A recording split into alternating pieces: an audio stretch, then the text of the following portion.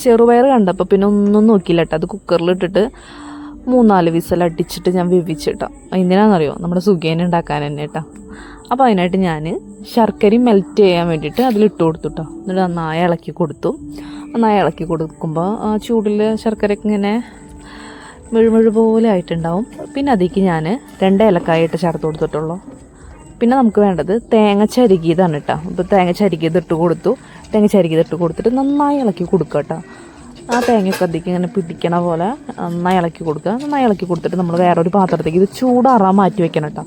ചൂടാറാൻ മാറ്റി വെച്ചതിന് ശേഷം അത് ഞാൻ ബോൾസ് ആക്കിയിട്ട് മാറ്റി വെച്ചു കേട്ടോ. എന്നിട്ട് ഇതുണ്ടാക്കാൻ വേണ്ട ബാറ്റർ തയ്യാറാക്കി. അപ്പോൾ 2 വലിയ കയ്യിൽ മൈദപ്പൊടി, ആവശ്യത്തിനുള്ള ഉപ്പ്, മഞ്ഞൾപ്പൊടി ചേർത്ത് കൊടുക്കുന്നുണ്ട് കേട്ടോ.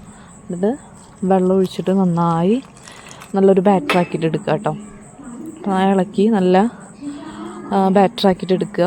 അപ്പോൾ ഇതാണ് കേട്ടോ ഇതിൻ്റെ പാകമായിട്ടുള്ളത്.